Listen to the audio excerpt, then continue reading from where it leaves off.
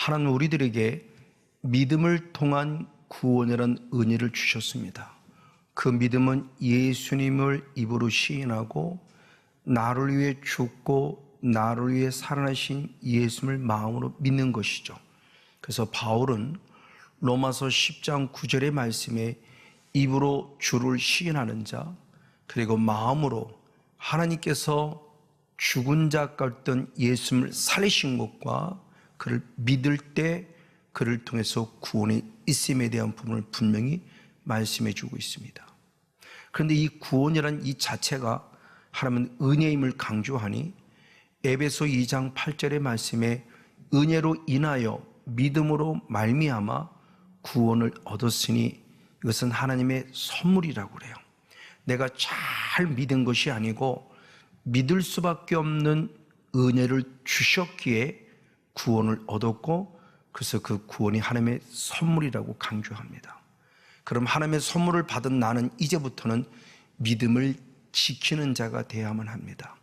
그래서 믿음을 지키는 자로서 구원에 이르러야 할 때 바로 바울은 디모데후서 4장 7절 말씀에 믿음을 지켰다라고 고백하며 이 믿음을 지키는 영성이 무엇인가를 말씀했으니, 역시 이어서 로마서 10장 10절의 말씀에 계속하여 마음으로 믿고 입으로 시인하여 구원에 이르느니라 라고 말씀하면서 구원을 얻은 자는 구원의 은혜가 하나님의 선물이기에 그 선물을 빼앗기지 않기 위한 믿음을 지키는 영성으로서 계속해서 믿음 안에서 구원에 이르도록 자라가는 거룩한 영성이 필요함을 성경은 말씀해 줍니다. 근데 구원을 얻은 것도 하나님의 은혜이지만 구원에 이르도록 자라는 건 역시 하나님의 은혜이니 데살로니가 후서 2장 13절 말씀에 내가 하나님께 감사하는 것은 성령이 거룩하게 하심과 진리를 믿음으로 말미암아 구원을 얻게 하심이라 그래요. 근데 원어를 살펴본 구원에 얻게 한다는 이것이 세번역 성경을 통해서 보면 구원에 이르게 한다는 것이 정확한 원어를 통해서 해석한 것입니다.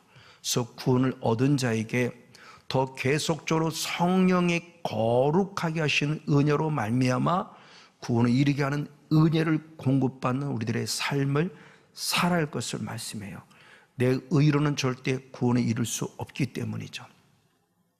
그럼 성령을 통해서 구원에 이른다고는 말을 또 다른 말로 바꿔보면 로마서 5장 21절 말씀에 죄가 사망 안에서 왕노릇하듯 하나님의 은혜, 예수 그리스도이죠.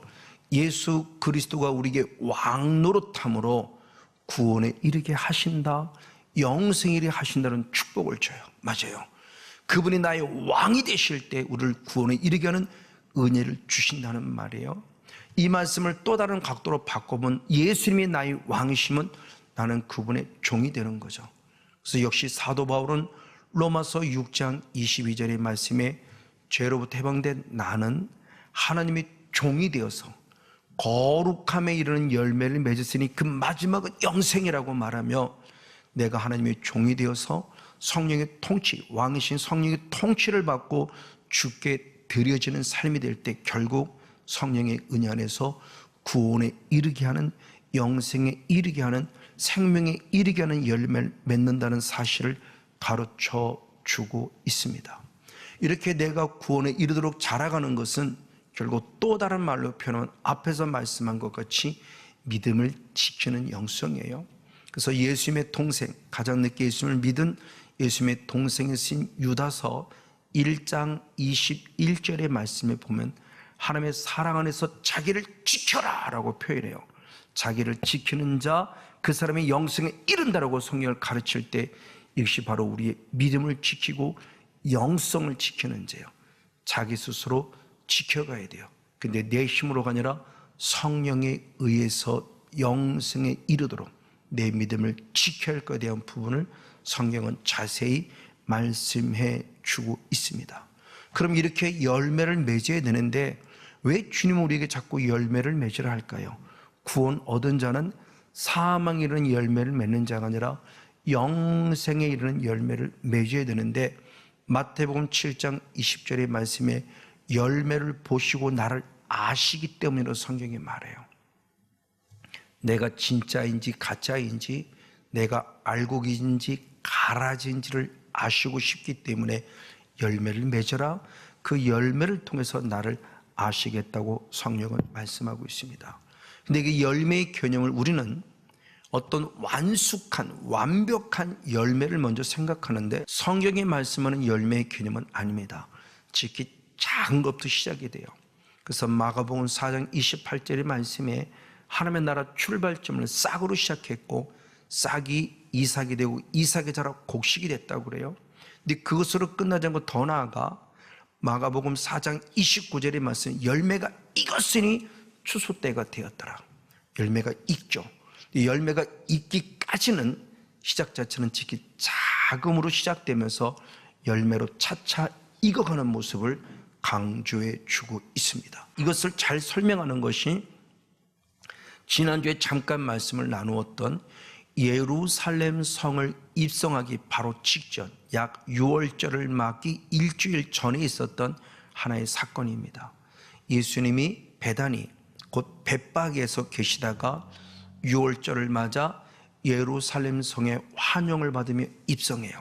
그리고 다시 베다니로 나왔다가 그 다음날 갈 때 예수님의 시장기가 돌았고, 시장기가 도는 순간 하나의 무화과 나무를 보았고, 그 무화과는 잎사귀가 무성하기 때문에 예수님은 당연히 무화과에 열매가 있을 것을 믿었고, 근데 막상 가서 보니까 무화과의 열매가 없었을 때 무화과의 때가 아님이라고 말하며 그 나무를 저주한 사건이 기록돼요.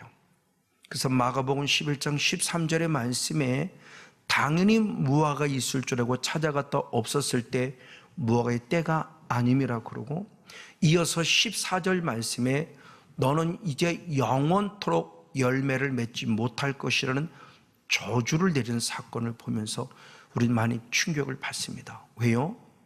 무화과의 때가 아닌데 열매를 찾은 예수님, 그리고 열매가 없다고 저주하는 예수님, 우리가 이 말씀을 어떻게 해석할 것인가? 우리가 성경을 알지 못하면 어리석게 해석할 수밖에 없는 상황이 나오죠. 그래서 우리가 잘 듣는 슈바이처 박사는 그가 역사적 예수를 찾아서는 본인이 쓴 책에 예수님이 십자가의 죽음을 앞두고 히스테리를 부려서 이성이 마비되어 저주했다, 이렇게 그 상을 해석하고 있으니 이건 주님을 몰라도 너무 모르는 잘못된 해석이죠. 그럼 무화과의 때가 아니라고 하는 이 말씀이 갖는 메시지를 알으려면 우리는 이스라엘 백성의 언어에 대해서 먼저 알아야 돼요. 일반적으로 무화과는 테나라고 부릅니다. 근데 특별히 무화과의 나무의 첫 열매, 처음 맺어지는 열매가 있을 때 그거를 파게라고 불러요. 대표적으로 아가서 2장 13절의 말씀에 무화과의 나무에 푸른 열매가 익었다고 합니다. 그때 앞에 있는 무화과는 테나고 뒤에 있는 푸른 열매는 파그라고 원어가 기록되어져 있어요. 이것은 결국 뭐냐? 아직 무화과 나무 테나는 나무에 반드시 시작의 출발점이 푸른 열매, 파그 또는 파게라고도 합니다. 파게라는 열매가 맺어지는데 그것이 맺어져 익었을 때 그것을 따내면 그 다음부터 두 번째, 세 번째, 네 번째, 많이는 다섯 번째까지 맺을 때 그 나무의 열매를 테에나라고 성경은 말씀하고 있어요. 그 이스라엘의 모습을 우리가 충분히 이해할 수 있을 때, 결국 무화과의 때가 아니라는 말씀은 아직 테에나의 때는 안 되었다. 그러나 주님은 뭐를 찾느냐? 파게라는 첫 열매를 찾는다는 아주 중요한 영적 교훈을 우리에게 주고 있어요. 그래서 안 되었다, 때가 안 되었다라고 착각하면 큰일이에요. 왜냐하면 먼저 주님의 열매를 찾는 이유를 말할 때 요한복음 15장 16절의 말씀에 예수님을 택한 목적은 너에게 실과 열매를 맺게 하고 더 항상 이 열매를 있게 하겠다. 하나님이 맺게 주셨다. 그 열매가 있게 하겠다. 항상 있게 했다고 주신 거예요. 내가 어떻게 열심히 일해서 열매를 맺은 게 아니에요. 이미 하나님이 주신 거예요. 열매를 맺음도 감사해. 그 열매가 항상 있게 해주시겠다라고 이미 축복을 주셨어요. 그렇기 때문에 주님이 찾는 겁니다. 무화과의 때가 안 되었다, 즉 태어나의 때가 완벽하게 익은 태어나 때가 되지 않았어도 지금 첫 열매 파괴를 찾는다. 왜? 주님이 주셨기 때문에. 파괴란 열매를 주셨고, 파괴란 열매를 딴 이후 두 번째부터 다섯 번째까지 태어나라 열매를 맺을 때, 그 태어나 때는 아직 안 되었으나 출발점이 시작, 또 맛도 없고 떨떠름하고 아주 정확한 우리에게 시원한 맛을 주지 않는 파괴라는 열매를 먼저 찾는다. 왜? 그것마저 하나님이 우리에게 주신 은혜이기 때문입니다. 그래서 하나님의 나라를 예표했을 때 마태복음 21장 34절의 말씀에 열매를 거둘 때가 가까움에 그 열매를 찾았다라고 표현해 주고 있어요. 즉 하나님이 열매를 주셨기 때문에 그 열매를 찾는다라고 성경이 말하기 때문에 우리는 늘 준비되어져 있어야 돼요.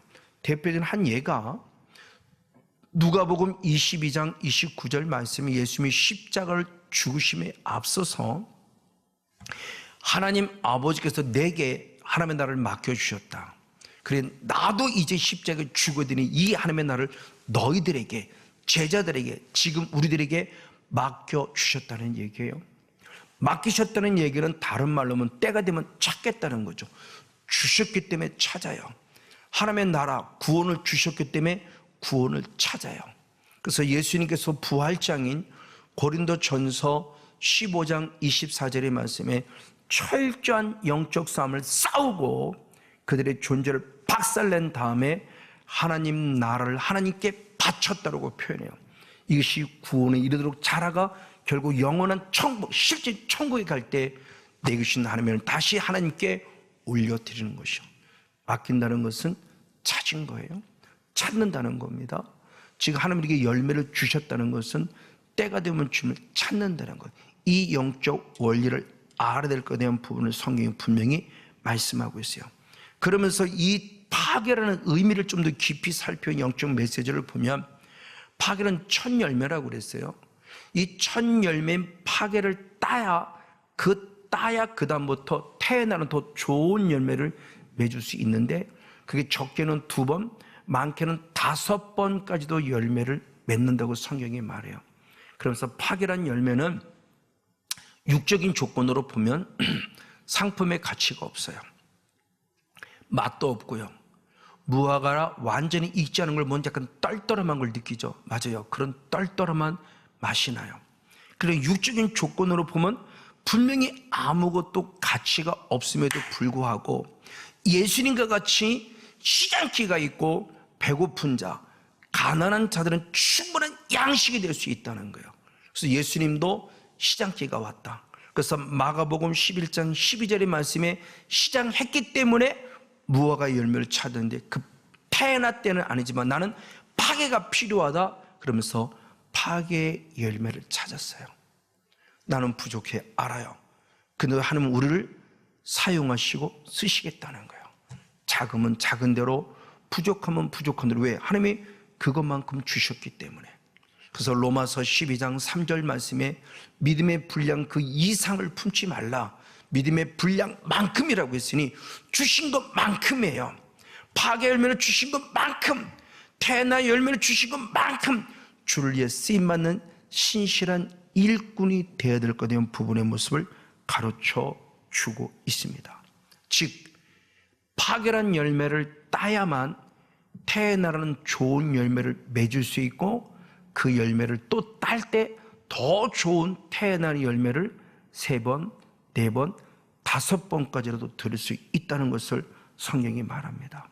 그럼 파괴가 주는 이 거룩한 영적인 메시지를 또 다른 관점으로 바라보면 가장 먼저 첫 열매, 이 파괴는 뭐냐 그랬을 때 하나님의 것이라는 겁니다. 그래서 민수기 3장 13절의 말씀은 처음 것은 내 것이다, 처음 것은 내 것이다, 거룩하게 구별했으니 내 것이라고 표현해요. 그러니까 하나님께서 파괴를 좋아하는 이유, 기뻐하는 이유는 하나님의 것이기 때문에. 왜? 주님은 처음 것은 내 것임이 택해 놓으셨기 때문입니다. 주님이 점 찍어놨어요. 아무리 부족해도 처음 것은 하나님 것이 그렇게 구별해놨어요. 그래서 내 것이요. 그러니까 하나님이 당연히 찾는 겁니다. 그래서 신명기 26장 10절의 말씀에 보면은 하나님을 예배하는데 무엇으로 예배하느냐?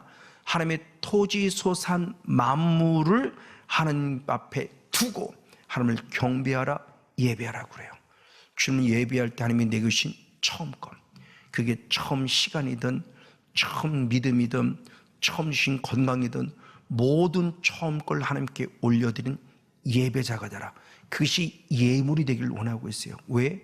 처음 것은 주님의 것이기 때문에 지금도 동일하게 적용시킬 수 있습니다.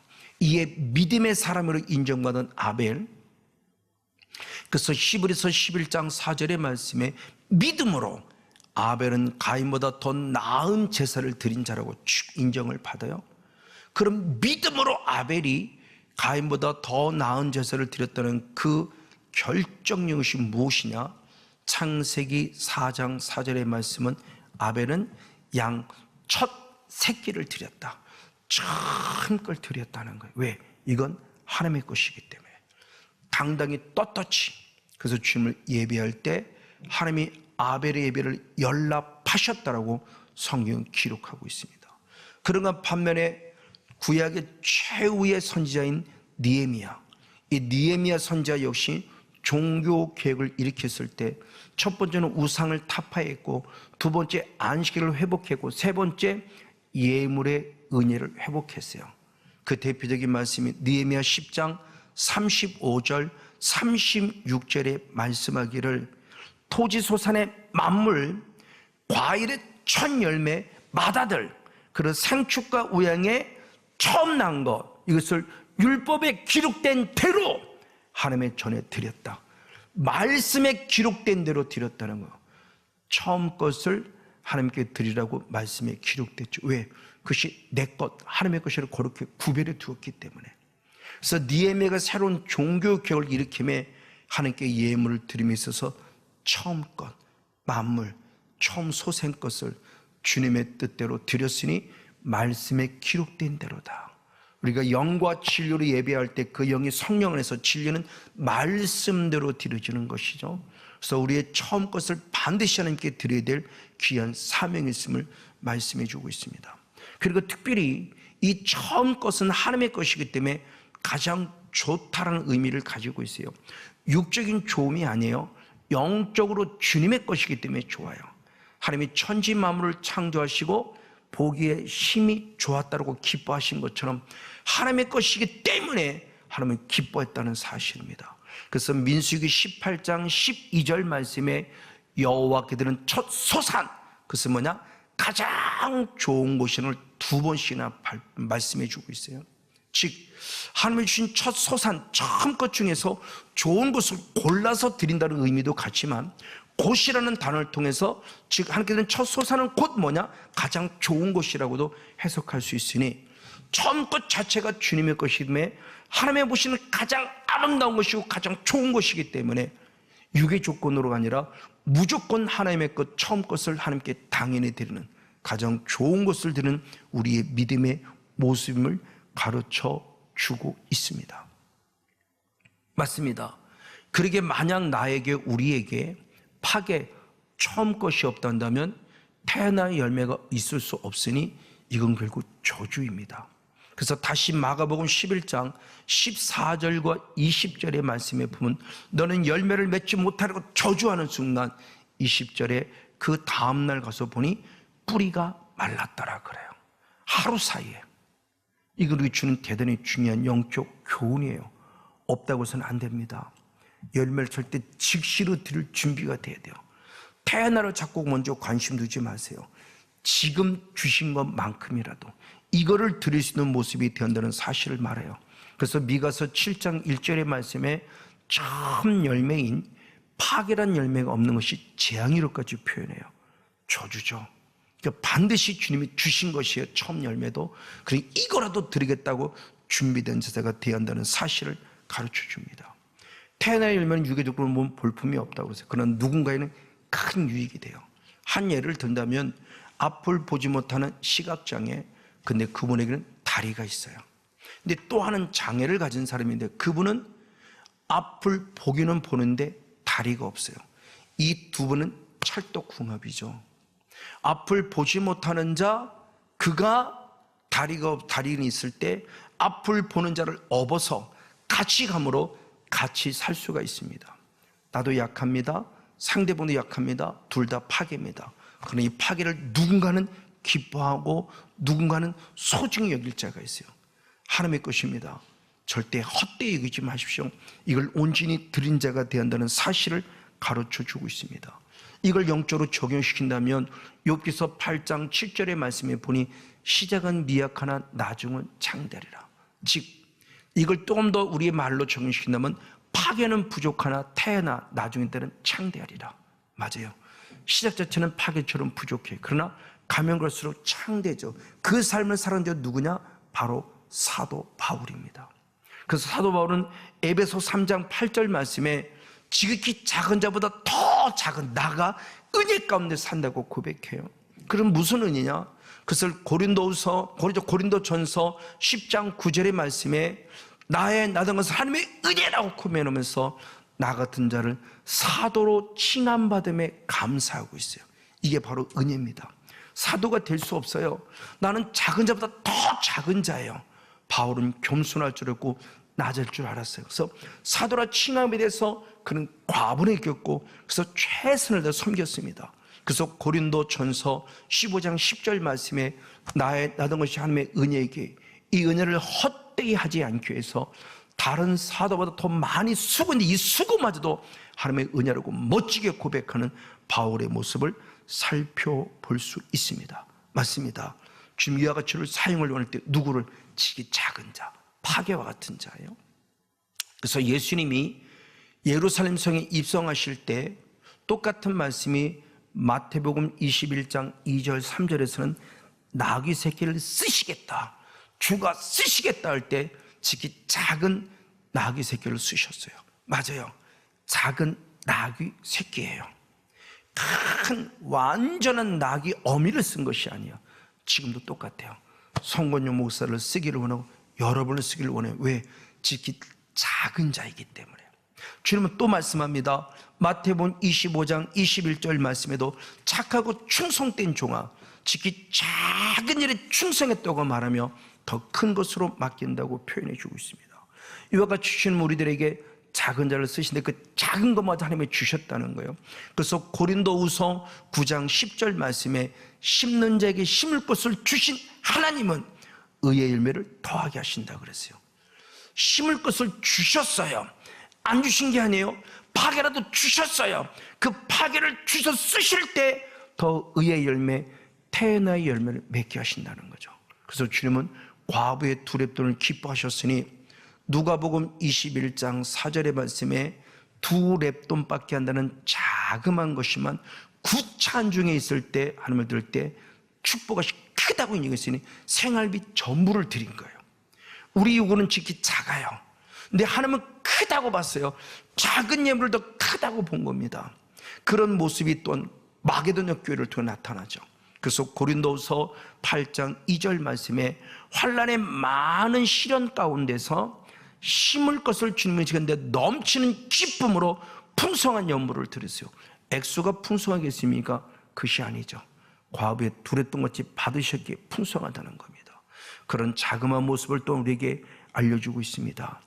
주님께서는 레위기 27장 30절에 10의 1조는 내 것이다, 여호와께 선물이라 그랬어요. 그래서 야곱은 창세기 28장 바로 22절 말씀에 반드시 드리겠다고 그래요. 그래요. 10 자체가 다 주님입니다. 그냥 하나, 첫 열매, 먼저 주님의 10의 하나를 받고 10의 구를 누리라고 했다는 사실이에요. 약함을 부끄러워하지 마십시오.